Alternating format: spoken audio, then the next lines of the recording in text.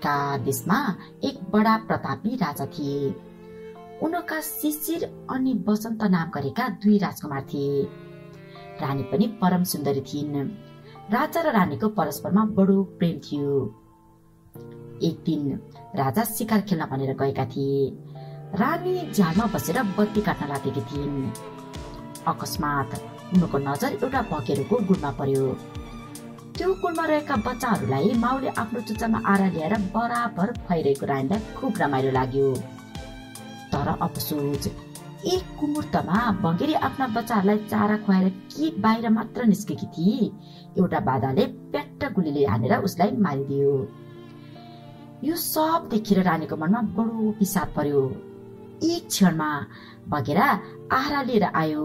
बच्चाहरूलाई आहारा खुवाई च्याउ च्याउ गरी पोथीलाई खोज्यो, तर कतै पनि पत्ता नलाग्दा केही बेरसँग जिङ्रिङ्ग परेर झुक्काइरह्यो अनि पछि आफ्नै सुसे धन्दामा लाग्यो। भोलिपल्ट पनि उसै गरी रानी झ्यालमा बसेर भँगेराको गुडतिर हेर्छिन् त भालेले अर्कै पोथी ल्याइसकेछ।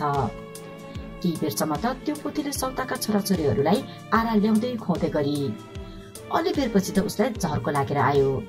जति खुवाए पनि मात्र गरिरहने यी खम्सुवा बहिनीका पुत्राहरूका निम्ति के गरिरहनु भनेर पत्थर समान दिल बनाए। त्यसले ती बच्चाहरूलाई चुच्चाले तानी तानी गुडबाटै खसालिदिए। राम्रोसँग प्वाक पनि नम्रेका ती बिचरा बच्चाहरू च्या च्या गर्दै जमिनमा पछाडिएर मरे। सौताको दिल यहाँसम्म निष्ठुरी हुँदो रहेछ भन्ने देखेर रानीको मनलाई चिन्ताको अघोर कालो बादलले टपक्क ढाकी अन्धकार पारिदियो। उनी मनमनै भन्छन्, केही गरी म चाँडै मरिहाले भने राजाले अवश्य अर्कै बिहे गर्नेछन्, अनि मेरा बालक छोराहरूको के दशा होला। यही चिन्ताले आकुल भएर रानी बरबरी आँसु खसाल्न थालिन्। रुदा रुदा दिन पनि बित्यो। जब साँझ पर्यो अनि राजा शिकारबाट फर्केर रानीको त्यो अवस्था देखेर खुब हडबडाएर सोध्न लागे। राजाले भन्छन्, रानी तिमीलाई के भयो, किन यसरी रोइरहेकी छौ? त्यसपछि रानी जवाफ फर्काउँछिन्, यस्तो राम्रो संसार चटक्क छोडेर एक दिन जानुपर्छ भनेर नि। फेरि राजा भन्छन्, त्यो त छँदैछ नि, जुन कुराको उपाय छैन त्यसको चिन्ता गरेर आफ्नो भएको सुखमा बाधा पार्ने किसिमकी तिमी अवश्य पनि होइनौ। भन, तिम्रो शोकको कारण निश्चय पनि अर्कै कुरा छ। त्यसपछि रानी भन्छन्, छैन प्रभु, मरुलाई के भनेर शोक लागेको हो, तर आफ्ना निमित्तको होइन, खाली मेरा बालक राजकुमारहरूको निमित्तको हो। हटपटाउँदै राजाले भने, किन? अनि रानीले भँगेराकी जानको यथार्थ हाल राजालाई सुनाएर भनिन्, म केही गरी चाँडै नै मरिहाले भने हजुरले दोस्रो विवाह नगरी अवश्य छोरी बक्सने छैन, अनि मेरा छोराहरूको कुन हालत होला। त्यसपछि राजाले झटपट्ट अङ्कमाल गरेर रानीलाई भने, यस्तो पनि कतै हुन सक्छ र? अहिले तिमी भर्खरकी छेउ, साधारण हिसाबले पनि तिम्रो आयु धेरै वर्ष छ। उसमा पनि दैवको कुदृष्टि केही गरी पर्न आएको पछिमा म कहिल्यै दोस्रो विवाह गर्ने छैन। राजाको यो कुरा सुनेर रानीले चित्त बुझे गरे जस्तो देखाइन्, तर भित्री मनमा उनको त्यो चिन्ता गढिरह्यो। सौतेनी आमाको हातमा परेका भँगेराका बच्चाहरूको दुर्दशा उनको मनमा रात दिन खड्किरह्यो। चिन्ता चिन्ता हर पख चिन्ता। तिनीले उनलाई चिताको बाटो देखाउन थाल्यो। बाहिर देख्दा भने बिथा केही छैन। रात दिन झन झन दुब्लाउँदै गइन् र एक दिन यो अनित्य संसारको स्वास्थ्यता बुझाउन ईश्वरको सम्मुखमा उपस्थित भइन्। रानी पर्लो हुँदा सारा दरबारमा रुवाबासी चल्यो। राजाले अलि दिनसम्म त पुनर्विवाहको विचारलाई मनमा कुल्जन पनि दिएनन्, तर मरेकाको माया मात्र सधैँ अटल किन रहन्थ्यो र?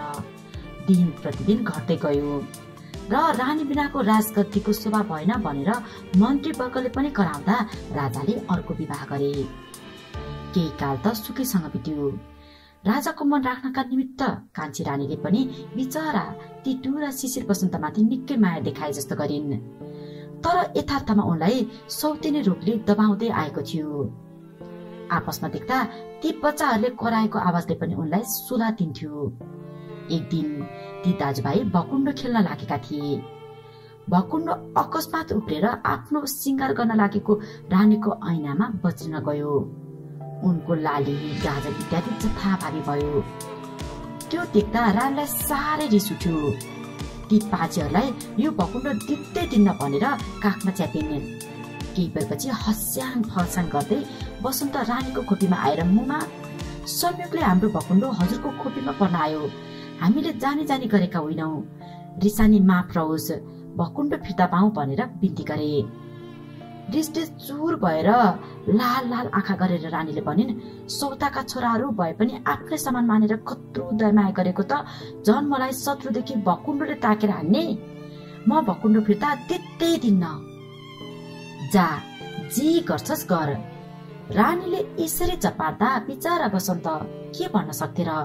नियाउरो मुख लगाएर दाजु शिशिर कहाँ गएर हामीदेखि मुवा साह्रै रिसानी भयो, भकुण्डो बक्सिएन भनेर बिन्ती गरे। भएको म मागेर ल्याउँछु भनेर शिशिरले मुवाको खोपीमा गएर भकुण्डो मागे।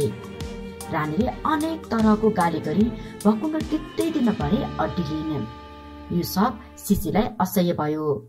झटपट अगाडि गएर रानीको कोखमा रहेको भकुण्डो टपक्क टिपेर उनी सरासर चले। अब रानीको रिसको सीमा रहेन। आफ्नो सिगार पटार सबै बिगारी, बाटेको कपाल पनि लाजलुज पारी, उल्टो आग्लो ठोकेर रोएर बसिरहिन्। जब राजा साँझमा घर आए अनि रानीले हत्तपत्त ढोका पनि खोलिनन्, खाली गुक्क गुक्क गरेर भित्रै बसिरहिन्। राजाले अनेक फकाइ फुलाइ गर्दा मात्र बल्ल तल्ल ढोका खोलिन्। उनको त्यो दशा देखेर राजा भयभीत भए।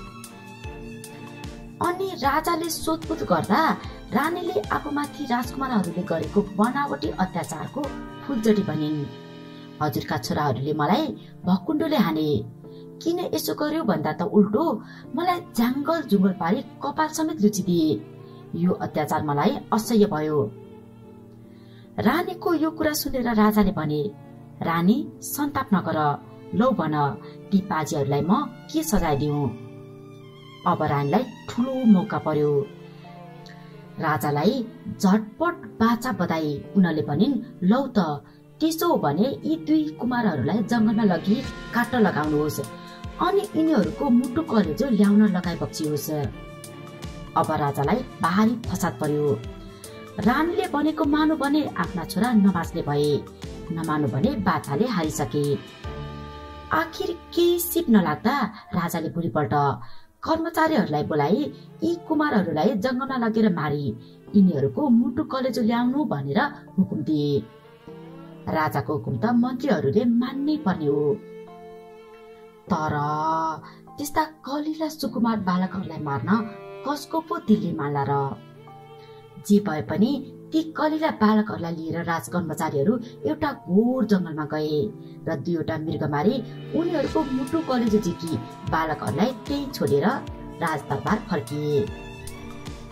अब ती बिचरा बालकहरूले त्यो घोर जंगलमा के गरून्? देखे सुनेको कोही कतै छैन। रात पर्दै आयो, जाडोले मुटु कमाउन थाल्यो। दुवैजना मिलेर जिजा बटुले, तर आगो पार्ने सरसामान उनीहरूसँग केही थिएन। त्यसकारण शिशिरले बसन्तलाई भने, भाइ यो कायदाले भएन, तिमी यही बसिराख, म नजिकको गाउँमा गएर आगो लिआउँछु। यति भनेर बसन्तलाई एक्लै छाडेर शिशिर आगोको खोजीमा गए। जंगलबाट निस्केर यताउता हेर्दा पूर्वपट्टि अलिक टाढा आगो पिली पिली गरिराखेको देखेर त्यतितिर लागे। तर जति जान्छन् तापनि आगो भएको ठाउँसम्म पुग्न सक्दैनन्। हुँदा हुँदा उज्यालो पनि भयो, घाम पनि झुल्के। अनि उनको नजर एउटा ठुलो सहरमा पर्यो। सहरतिर उक्लेर अलिकति कदम के अघि बढाएका थिए, गजबले जग्गी जकाउ भएको एउटा हात्ती आएर उनलाई समातेर पिठमा राखी राजदरबारमा लग्यो। त्यहाँ तयार रहेका गुरु पुरोहित मन्त्रीवर्गले शिशिरलाई सुनको घडाले अभिषेक गरी राजगद्दीमा बसाले। यी सबै शिशिरलाई सपना जस्तो भयो। कति कारणले आफूलाई राजा बनाएको हो उनलाई केही थाहा भएन। भोजन समाप्त भएपछि मन्त्रीवर्गसँग कुराकानी गर्दा बल्ल उनले यथार्थ कुरा बुझे। के रहेछ भने त्यो देशमा दिनको एउटा राजा फिरिदो रहेछ। दिनभर राज्यको सुख भोग गर्यो। राति सुत्न भनेर रानीको खोपीमा गयो। भोलिपल्ट बिहान त राजा मरिराखेका। यसको हेतु बुझ्न नसक्दा सारा दरबारीहरू हार खाइसकेका रहेछन्। शिशिरले पनि त्यो दिन त सुखमा बिताए। तर जब राज पर्यो अनि के होला कसो होला, मरिने पो हो कि भन्ने चिन्ताले उनलाई पोल्न थाल्यो। जब शुक्लाको समय भएथ्यो अनि उनी रानीको खोपीमा गए र त्यहाँ बसिराखेकी रानीको रूप यौवन देखेर उनी छक्क परे। रानी पनि यस्तो राम्रो जवान पुरुषलाई कोही पाउँदा दङ्ग परिन्। धेरै बेरसम्म राजा रानी नसुती मिठा मिठा कुरा गरिरहे। अब अलिअलि गरेर निन्द्राले रानीलाई छोप्दै आयो। उनी हाई हाई गर्न थालिन्। त्यो देखेर राजाले रानीलाई पलङमा सुताई आफू चाहिँ हातमा नाङ्गो तरबार लिएर खुब चनाखो भएर बसिरहे। आधा रातको समय भयो। जताततै सुनसान छ। आवाजको नाममा खाली रानीको मस्त निद्रामा परि फेरेको साथ छ। रानीको रूप देखेर मोहित भई राजा एकपटक रानीकै मुखमा हेरिरहेका थिए। त्यस्तैमा रानीको नाकको दाहिने पालबाट एउटा मसिनो धागो जस्तै केही कुरा निस्क्यो। यो के होला भनेर राम्रोसँग राजाले विचार गर्न नपाउँदैमा त्यो त अकस्मात भयंकर कालो नाग बनी राजालाई डस्न भनेर जाइ लाग्यो। राजाले पनि केही नहडबडाइकन आफ्नो हातमा रहेको तरबारले उसलाई चटचट काटी टुक्रा टुक्रा पारिदिए। अब बल्ल हरेक दिन राजा मारिएको कारण उनलाई थाहा भयो। अरू केही पनि आउँछ कि भन्ने शंकाले उनी फेरि बिउजै रहे। जब मिरमिरे उज्यालो भयो त्यो दिन राजा खोज्न भनेर मन्त्रीवर्गले हात्तीलाई उठाउन लागे त हात्ती डिग चलेन। त्यो देख्दा सबैलाई अचम्म लाग्यो।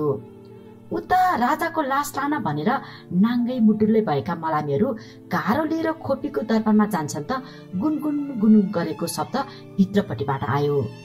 उनीहरूले जब ढोकामा ढ्याक ढ्याक ढ्याक ढ्याक गरेथे, ए उज्यालो भइसक्यो भन्दै राजाले ढोका खोलिदिए। राजालाई जिउँदै देखेर उनीहरूले झटपट्ट घारो दबाएर राजाको स्वस्ति गरी मंगल पढ्न थाले। दरबारमा फैलियो। मन्त्रीवर्ग गुरु पुरोहित पनि जम्मा भए। हरेक दिन राजालाई मार्ने सर्प पो रहेछ भन्ने सबैलाई थाहा भयो। सधैँ राजा फेरिरहनु पर्दा सबै हैरान थिए। अब भने चिरस्थायी राजा पायो भनेर सबै हर्षले गदगद भए र राज्यभरमा अनेक नाचगान खुसियाली भयो। सिन्दुर यात्रा पनि ठूलो समारोहका साथ गरियो। अब हामी शिशिरलाई छाडेर बसन्ततर्फ ध्यान दियौं।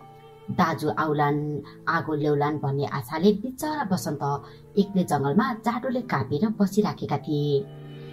पशुहरू हिँडेर छास्राङ छुच्रुङ हुँदा पनि लौ दाजु आए भनी आशाले कुद्दथे। तर बिचराको सब आशा निराश भयो। सारा रात बिती पूर्वतिरबाट लाली चढेर आयो, तैपनि दाजुको पत्तै भएन। बिचराको रातभर अलाप बिलापले बित्यो। जब राम्ररी उज्यालो भयो अनि उनी दाजुको खोजीमा भनेर हिँडे। राजाको छोरो भएर खाई बढी आएका बिचराका कोमल हातपाउ जंगली काँडाले छिया छिया भए। बल्ल तल्ल उनी जंगलबाट निस्केर शहरको बाटो लागेर जाँदा एउटा पसलमा पुगे।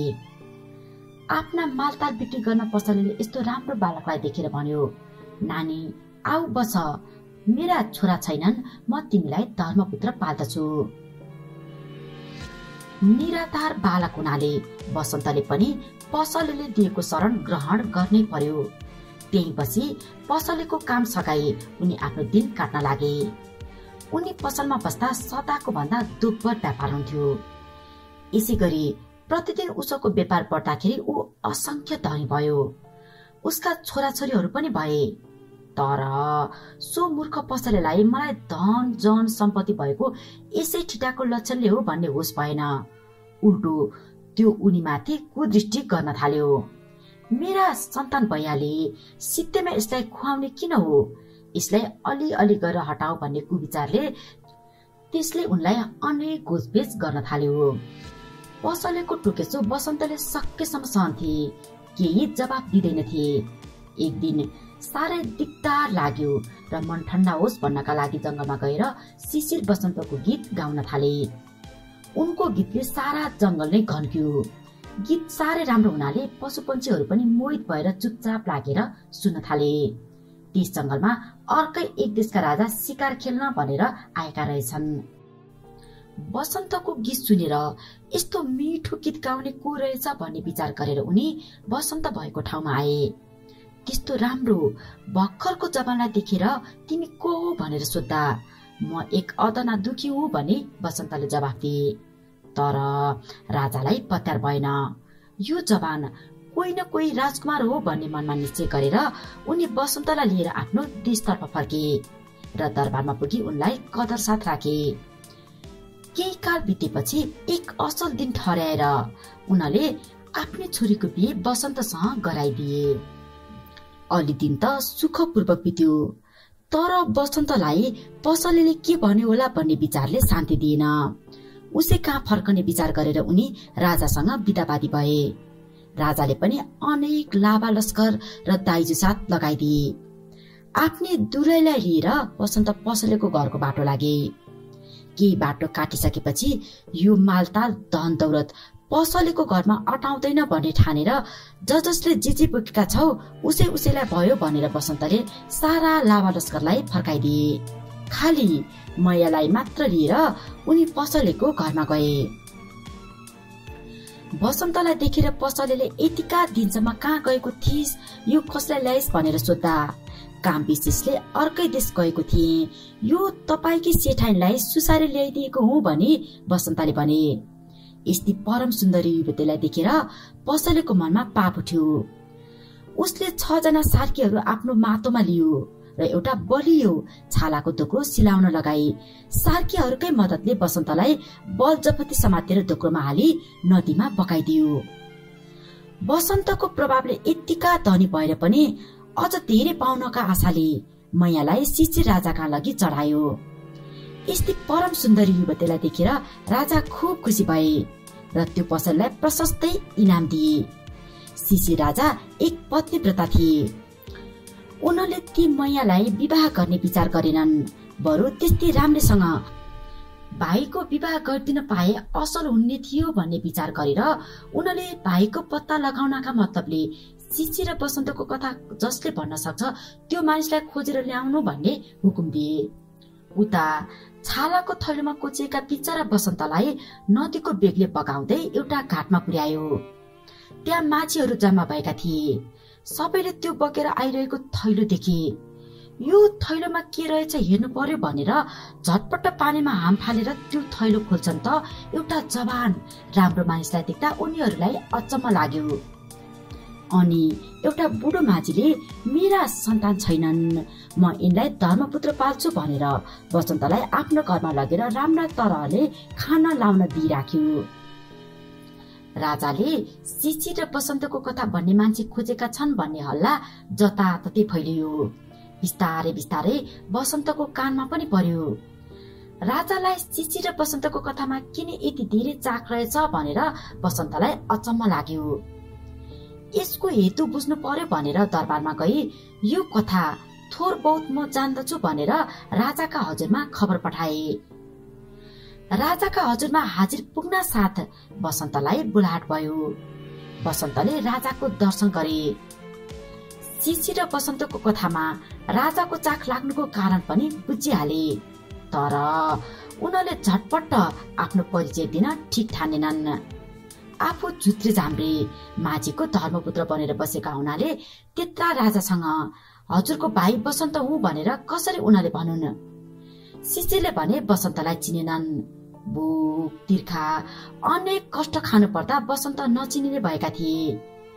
तिमी शिशिर र बसन्तको कथा जान्दछौ भनेर राजाले सोधनी हुँदा बसन्त भन्छन्, महाराज पुरा त जान्दिन, जंगलमा शिशिरसँग बिछोड भएपछिको बसन्तको कथासम्म त जान्दछु। त्यसपछि शिशिर भन्छन्, त्यति मात्र भए पनि भन, मलाई त्यति भए पनि पुग्छ।